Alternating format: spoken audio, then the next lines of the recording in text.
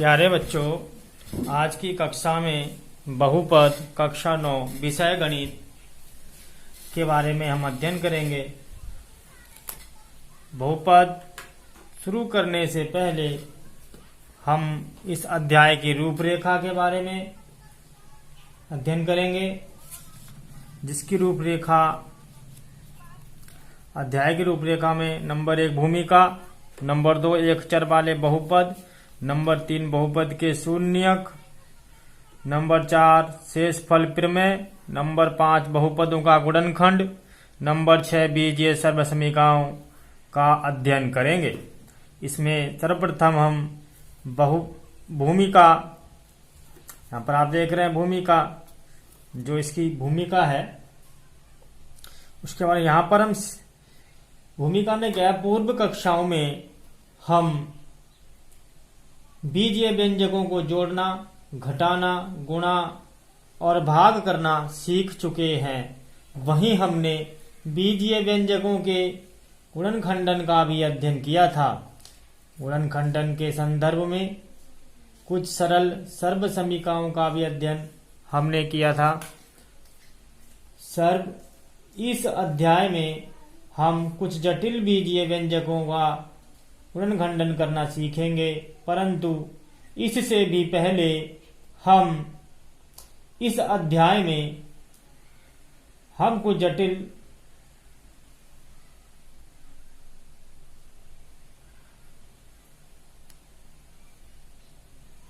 इससे भी पहले हम एक विशेष प्रकार के बीजीय व्यंजक का, जिसे बहुपद पोलिनोमियल कहते हैं या कहा जाता है, और उससे समबद्ध शब्दावली टर्मिनोलॉजी का अध्ययन करेंगे। यहाँ हम शेषफल प्रमेय, रिमाइंडर थ्योरम, गुणनखंड प्रमेय, फैक्टर थ्योरम और बहुपदों के गुणनखंडन में इनका उपयोग का भी अध्ययन करेंगे। इनके अतिरिक्त हम कुछ अन्य बीजीय व्यंजकों एवं सर्वसमीकरणों का गुणनखंडन में इनका उपयोग का भी अध्ययन करेंगे। नंबर 2, एक चर वाले बहुपद पोलिनोमियल इन वन वेरिएबल। हम जानते हैं कि चर मीन्स वेरिएबल एक ऐसी राशि है जो कोई भी वास्तविक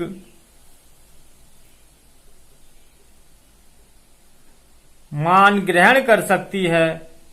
चरों को हम प्रायः अक्षरों x, y, z आदि से प्रकट करते हैं। दूसरी ओर गणित में हम कुछ ऐसी राशियों का भी प्रयोग करते हैं जिनके मान निश्चित होते हैं। इन राशियों को अचर कहा जाता है। अचरों को प्रायः अक्षरों a, b, c आदि से प्रदर्शित किया जाता है।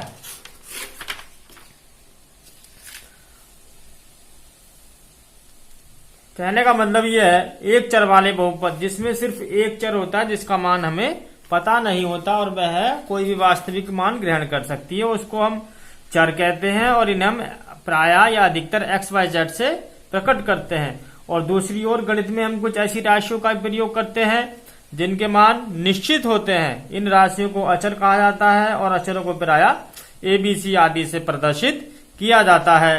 अब हम बात करेंगे बीजीय व्यंजक, अलजेब्रिक एक्सप्रेशंस, कुछ निश्चित चर एवं अचर राशियों के योग, अंतर, गुणन और भाजन के संयोग से बने पद को बीजीय व्यंजक कहते हैं। अर्थात कहने का मतलब है, एक निश्चित चर x, y, z जो प्रायः हम निरूपित करते हैं, इनमें से कोई भी 2 या 3 या 1 एवं अचर के योग या अंतर या गुणा या भाजन मीन्स भाग के संयोग से बने पद को बीजीय व्यंजक कहते हैं। जैसे हम उदाहरण के तौर पर कुछ बीजीय व्यंजकों पर मैं आपका ध्यान आकर्षित करना चाहता हूं। जैसे 2x की घात 3 माइनस 4x स्क्वायर प्लस 10 और 3x की घात 4 3x की घात 2 minus 4x plus 2 5x square plus 5x square 3x आदि बीजीय व्यंजकों के उदाहरण हैं। कहने का मतलब है कि यहाँ पर चर x का बहुपद है और अचर पद है इसमें 2 4 10। यहाँ पे चर x का बहुपद है और इनके जो अचर संख्याएं हैं 3 4 2। ये चर x का है, अचर है 5, ये चर x का है, ये अचर है 3। एक विशेष प्रकार के बीजीय व्यंजक को बहुपद कहते हैं।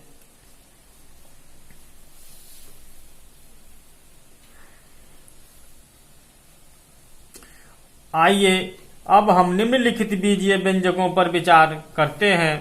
जैसे बीजीय व्यंजक है नंबर 1 2x की घात 2 minus 3x plus 1/x plus 2/x square. दूसरा बीजीय व्यंजक है 3 under root x plus 5/x plus 2/x। और तीसरा व्यंजक है 3x की घात 3 minus x square plus 2x plus 1। अब हम यहां पर देख पा रहे हैं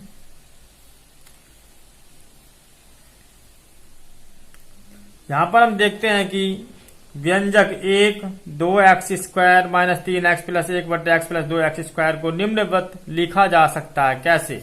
2x की घात 2 माइनस 3x प्लस, यदि हर में कोई पद होता है चर पद या अचर पद, उसको ऊपर ले जाते हैं तो उसकी घात का चिन्ह बदल देते हैं। ये प्लस की थी तो ये माइनस आ गया, प्लस का निशान है, प्लस लगाया। 2 अंश में है, हर में x की घात 2 है तो इसकी घातांक का चिन्ह बदल जाएगा, x की घात -2। दूसरा व्यंजक है 3 under root x plus 5/x plus 2/x। इसको निम्नलिखित लिखा जा सकता है जैसे 3 x की घात 1/2। वर्गमूल का मतलब होता है घात 1/2 प्लस 5 x की घात 1/2 वर्गमूल में आता तो इसको हम लिख सकते हैं, ऊपर जाएगा तो घात का चिन्ह बदल जाएगा, -1/2 प्लस इसकी घात 1 है, ऊपर जाकर -1 हो गई। तो हम कह सकते हैं कि जिन बीजीय व्यंजकों में चर पद की घात ऋणात्मक होती है या भिन्नात्मक होती है वह बीजीय व्यंजक बहुपद नहीं कहलाते, वह मात्र बीजीय व्यंजक ही कहलाते हैं। इसीलिए हमने उपरोक्त दोनों व्यंजकों में चर x की घातें धन पूर्णांक व ऋण पूर्णांक दोनों हैं। जिस व्यंजक में चर की ऋण पूर्णांक घातें होती हैं उस बहुपद नहीं कहा जा सकता एवं भिन्नात्मक घात को भी बहुपद नहीं कहा जा सकता। अब आप देख पा रहे हैं पहले बहुपद में भी घात ऋणात्मक आ गई थी, इसलिए ये बहुपद नहीं कहल पाया व्यंजक बीजीय व्यंजक।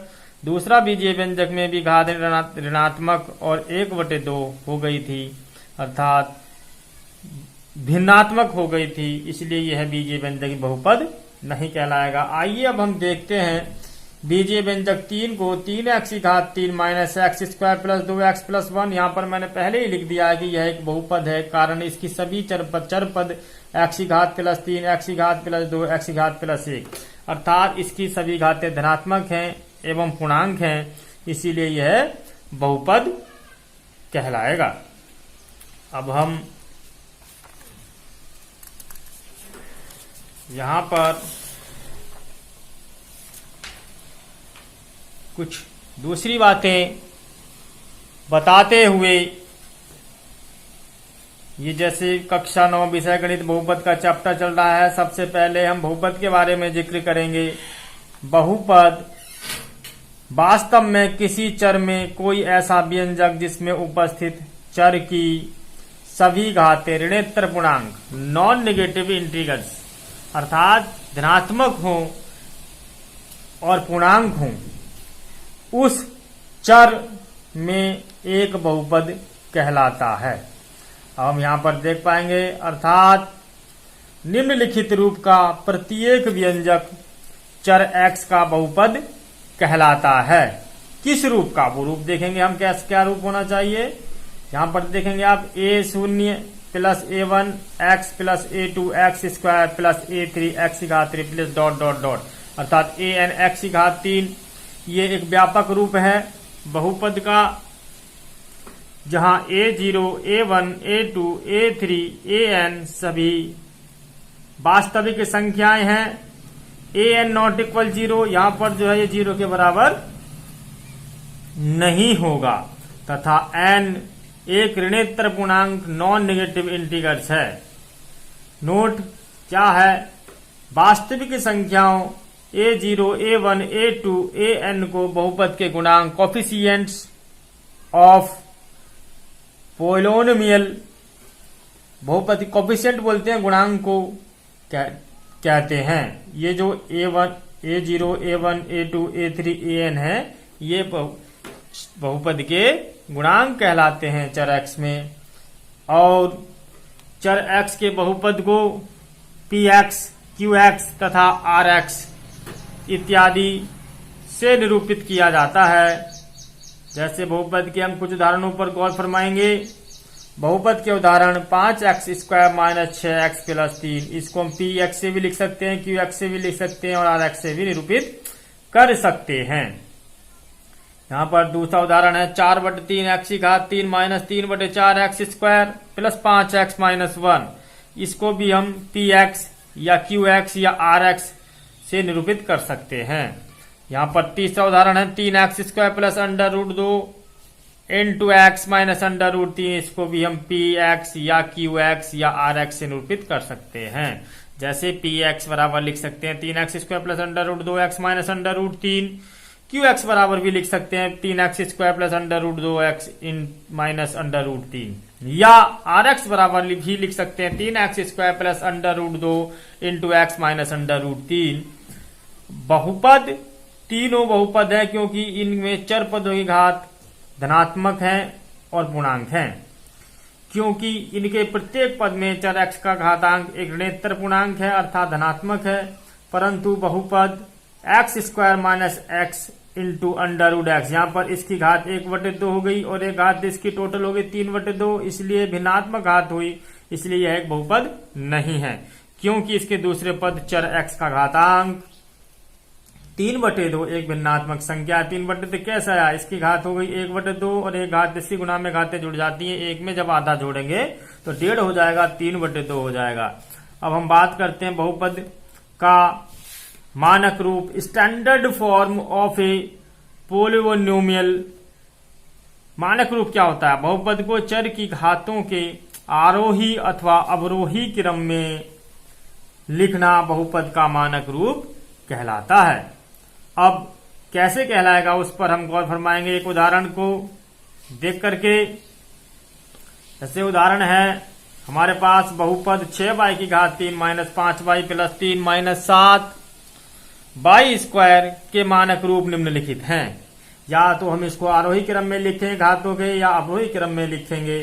तो हम यहां पर देख पा रहे हैं अवरोही क्रम अर्थात घातों का घटता हुआ क्रम, बड़ी घात है यहां पर 6y की घात 3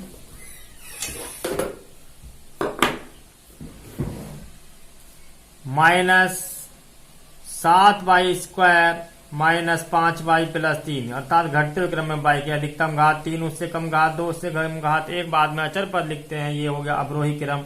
अब हम लिखेंगे आरोही क्रम। आरोही क्रम में सबसे पहले अचर पद को लिखा जाता है, उसके बाद एक घात वाले पद को लिखा जाएगा। यहाँ पर देख रहे हैं हम माइनस 5y, उसके बाद अधिकतम घात 2 को लिखा जाएगा y की घात 2, उसके बाद इससे अगली अधिकतम घात को लिखा जाएगा 6y की घात 3। ये हमारे पास बहुपद का मानक रूप है।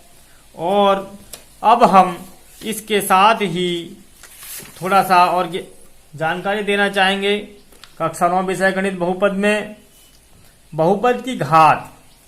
बहुपद की घात क्या होती है?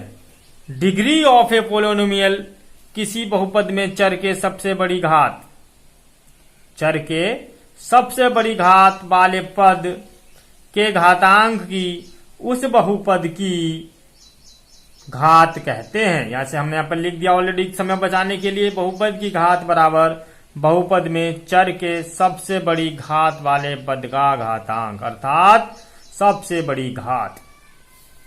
उदाहरण पर हम देखेंगे बहुपद 3x की घात 4 माइनस 5x स्क्वायर प्लस 7 में चर x की सबसे बड़ी घात वाला पद, अर्थात एक पद ये है, एक पद ये है। चर x का दो पदों में अधिकतम घात कौन सी है? इसकी घात 4 है, इसकी घात 2, अधिकतम घात हो गई 4। तो यहाँ पर लिखा गया है बहुपद में चर के सबसे बड़ी घात वाले पद, सबसे बड़ी घात वाला पद है 3x की घात 4 का घातांक, चर का घातांक कितना है? 4।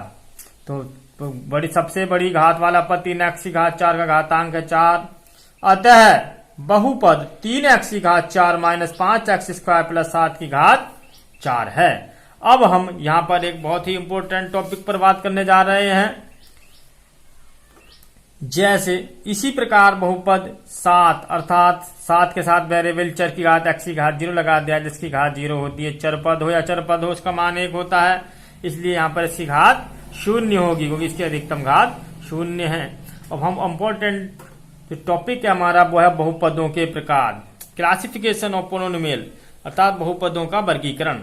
हम कह सकते हैं कि बहुपदों को मुख्यतः 2 प्रकार से वर्गीकृत किया जाता है। जैसे हमने यहाँ पर लिखा है बहुपद का वर्गीकरण मुख्यतः 2 प्रकार से किया जाता है। नंबर 1 पदों की संख्या के आधार पर, नंबर 2 घातों की संख्या के आधार पर। अब हम यहां पर बात कर रहे हैं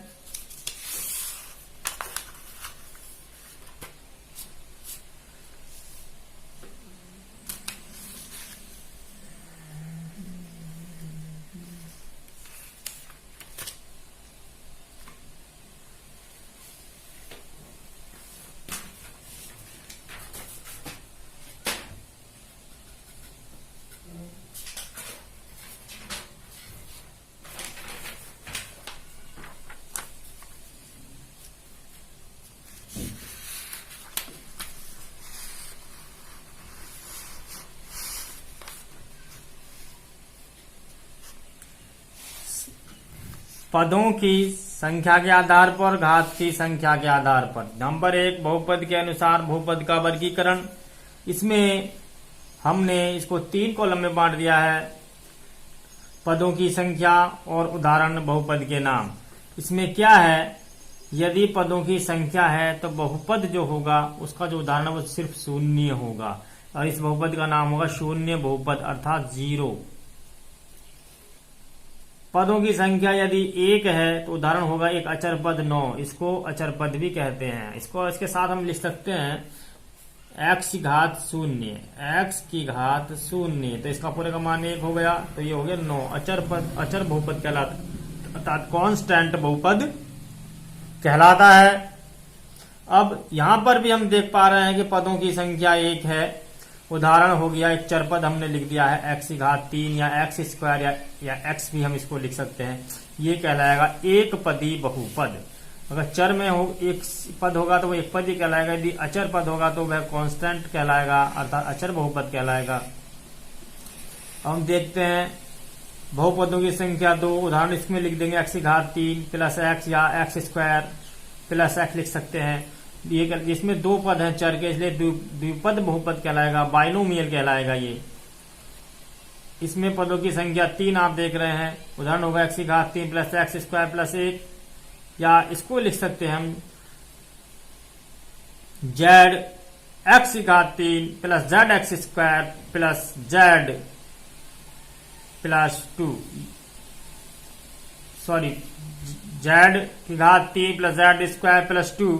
ये त्रिपद होगा, इसमें 3 पद होंगे, इसको हम कह लेते हैं ट्रिनोमियल बहुपद, अर्थात बाइनोमियल, पोलोमिनियल। अब हमने यहाँ पर पदों के अनुसार बहुपद का वर्गीकरण का अध्ययन किया। अब हम दूसरा जो हमारे पास वर्गीकरण है वह है घात की संख्या के आधार पर वर्गीकरण। वह क्या होगा, यहां पर भी हम नजर मारेंगे। घात की संख्या के आधार पर बहुपद का वर्गीकरण इसको भी हमने 3 प्रकार से विभाजित किया है पदों की संख्या। उदाहरण, बहुपद का नाम। बहुपद की संख्या क्या है? अपरिभाषित, बहुपदों की संख्या अपरिभाषित। उदाहरण इसका होगा शून्य, जो बहुपद का नाम होगा शून्य बहुपद। यह अपरिभाषित होता है, इसमें पदों का संख्या का पता नहीं होता, अर्थात 0 होता है। अब आता है पदों की संख्या 0, जहां पर जहां a नॉट इक्वल 0, ये क्या है? अचर है। अशून्य, जहां a नॉट इक्वल 0, a 0 के बराबर नहीं है, यह कांस्टेंट कहलाता है। कांस्टेंट बहुपद अर्थात अचर बहुपद, अर्थात कोई संख्या यहां पर लिखी हुई होगी। जैसे हम लिख सकते हैं कोई संख्या 4, 5, 6, 8, 9, कुछ भी। अब यहां पर आती है पदों की संख्या 1। इसको हम रैखिक बहुपद कहते हैं। इसका मानक रूप है ax प्लस b, जहां a नॉट इक्वल 0 एवं a और b वास्तविक संख्याएं हैं। इसको हम रैखिक बहुपद लीनियर कहते हैं। तो अब आती है यहां पर घातों में, घात जिसकी 2 हो तो इसका वास्तविक रूप होता है, या कहते हैं स्टैंडर्ड फॉर्म मानक रूप ax² plus bx plus c, जहां a नॉट इक्वल 0 एवं a b c वास्तविक संख्याएं। द्विघात बहुपद कहलाता है। यहां पर हम देख पा रहे हैं जिसकी घात 3 है, उसका मानक रूप क्या होगा? उसका मानक रूप होगा ax की घात 3 plus bx² plus cx plus d, जहां a not equal 0, a b c d वास्तविक संख्याएं हैं। त्रिघात क्यूबिक कहलाता है। अब जहां पर बहुपद की घात 4 है, उसका मानक रूप होगा ax की घात 4 प्लस bx की घात 3 plus cx² plus dx plus e, जहां a नॉट इक्वल 0 एवं a b c d e वास्तविक संख्याएं हैं। यह कहलाता है चतुर्थ घात। इस प्रकार हम बहुपद की घातों के बारे में अध्ययन किया। आज के लिए इतना ही, और नेक्स्ट वीडियो में हम आपको प्रश्नावली 2.1 के बारे में अध्ययन कराएंगे। धन्यवाद। प्यारे बच्चों, यदि आपको कुछ समझ में नहीं आता हो तो आप मेरे पर्सनल नंबर 9760693587 पर मुझे कांटेक्ट कर सकते हैं। नमस्कार।